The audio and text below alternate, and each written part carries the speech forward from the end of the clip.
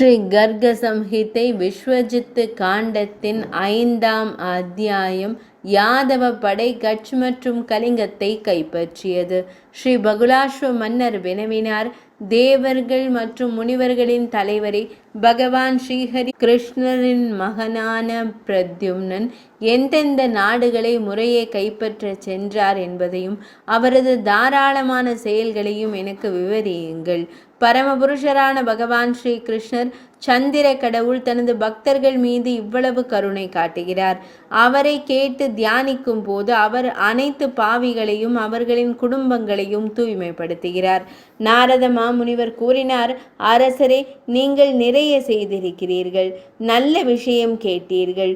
உங்கள் தூய அறிவிற்கு நன்றி. பகவான் ஸ்ரீ கிருஷ்ணரின் பக்தர்களின் குணம் உலகங்களையும் தூய்மைப்படுத்துகிறது. அரசரை, மழை காலத்தில் மேகங்களிலிருந்து விழும் நீரோடைகளையும் பூமியின் அனைத்து தூசி துகள்களையும் ஒரு கற்றறிந்த மனிதன் எண்ணினாலும் மகான் ஸ்ரீஹரியின் பகவான் ஸ்ரீஹரியின் குணங்களை யாராலும் கணக்கிட இயலாது. ருக்மிணிந்தன பிரத்யும்னன் அந்த வெள்ளை குடையால் அலங்கரிக்கப்பட்டிருந்தார். 4 யோஜனைகளுக்கு நிழல் தெரிந்தது. தேவேந்திரன் கொடுத்த தேரில் ஏறி தனது படையுடன் முதலில் கட்ச் நாட்டை கைப்பற்ற சென்றார். முன்பு சங்கரனார் திரிபுரத்தை கைப்பற்ற தேரில் பயணித்தது போலவே கட்ச் நாட்டின் மன்னர் சுப வேட்டையாட சென்றிருந்தார். யாதவர்களின் படை நெருங்கி வருவதை அறிந்து அவர் தனது தலைநகரான ஹலாபுரிக்கு திரும்பினார். பிரத்யும்னனின் படை அணிவகுத்து சென்றது. பல்வேறு நிலங்களில் உள்ள மரங்களை நசுக்கி கட்டிடங்களை இடித்து தள்ளியது. அது எழுப்பிய தூசி மேகங்கள் வானத்தை இருட்டடித்தன. கட்ச் மக்கள் அனைவரையும் பயமுறுத்தியது. மிகுந்த மகிழ்ச்சி அடைந்த மன்னர் சுப்ரர் உடனடியாக தங்க மாலைகளால் அலங்கரிக்கப்பட்ட 500 யானைகளையும் 10,000 குதிரைகளையும் 20 சுமை தங்கத்தையும் அனுப்பினார். அவர் வெளியே வந்தார். அவர் ஒரு பரிசை வழங்கி தனது 2 கரங்களையும் மலர் மாலையால் கட்டி பிரத்யும்னரை வணங்கினார்.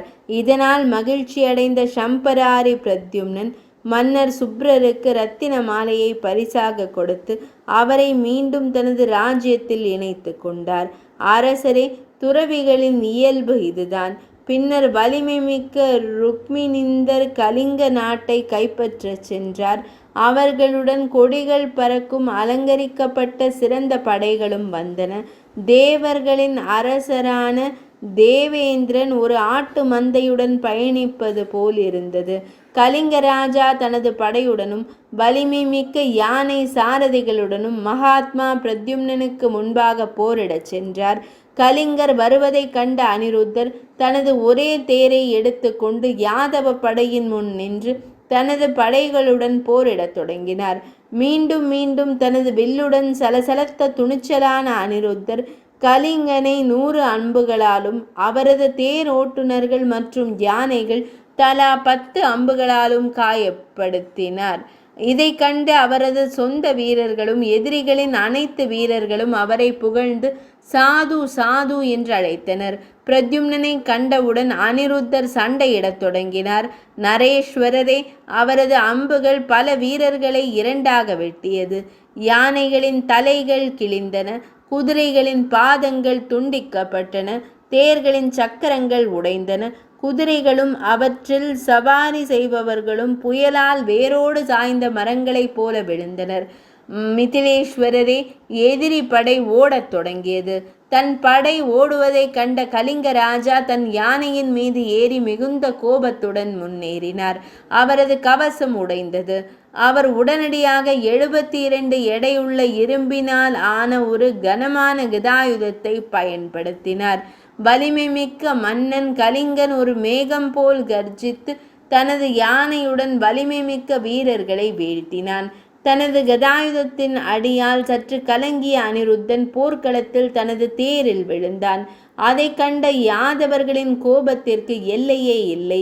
ஒரு குரார் பறவை தனது கொக்குகளால் இறைச்சி நிறைந்த பருந்தை துன்புறுத்துவது போல அவர்கள் உடனடியாக கூர்மையான மற்றும் பிரகாசமான அம்புகளால் மன்னன் கலிங்கனுக்கு பலியை ஏற்படுத்த தொடங்கினர்.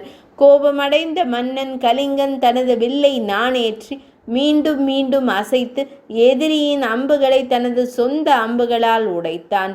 மித்திலேஸ்வர மன்னரே, பின்னர் பலதேவரின் தம்பியான வலிமை மிக்க கதன் தனது கதாயுதத்தை எடுத்து யானையை தனது இடது கரத்தால் தாக்கினார். பின்னர் பிறை வடிவ அம்பினால் தாக்கினார். நரேஸ்வரரே, அந்த அடியால் தேவேந்திரனின் இடியால் ஒரு பாறை உடைந்தது போல் யானை துண்டு துண்டாக உடைந்தது. கலிங்கராஜர் யானையிலிருந்து விழுந்து தனது பெரிய கதாயுதத்தை எடுத்து கதனை தாக்கினார். கதன் உடனடியாக தனது கதாயுதத்தால் கலிங்கராஜனை தாக்கினான். கலிங்கராஜனுக்கும் கதனுக்கும் இடையே ஒரு கடுமையான போர் நிகழ்ந்தது. அவர்களின் 2 கதாயுதங்களும் உடைந்து நெருப்பு தீப்பொறிகளை சிதறடித்தன. பின்னர் கதன் கலிங்கராஜனை பிடித்து போர்க்களத்தில் வீசினான்.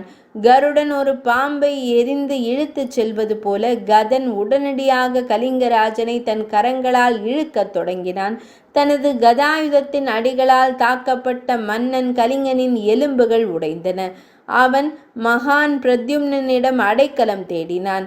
அவர் அவருக்கு ஒரு பரிசை வழங்கி, நீங்கள் தேவர்களின் உயர்ந்த கடவுள், பூமியில் யாரால் உங்கள் தாக்குதலை தாங்க இயலும்? கோபமடைந்த யமன் கைப்பிடிக்கும் கோலை போல தங்களுக்கு வணக்கம் என்றார். இது ஸ்ரீ கர்க சம்ஹிதையின் விஸ்வஜித்து காண்டத்தின் நாரத மாமுனிவர் பகுலாஸ்வ மன்னரின் சம்பாதம் என்றழைக்கப்படும் உரையாடலில் உருவான கட்ச் மற்றும் கலிங்கத்தின் விஜயம் என்ற தலைப்பு கொண்ட 5ஆம் அத்தியாயம் இனிதே நிறைவடைந்தது.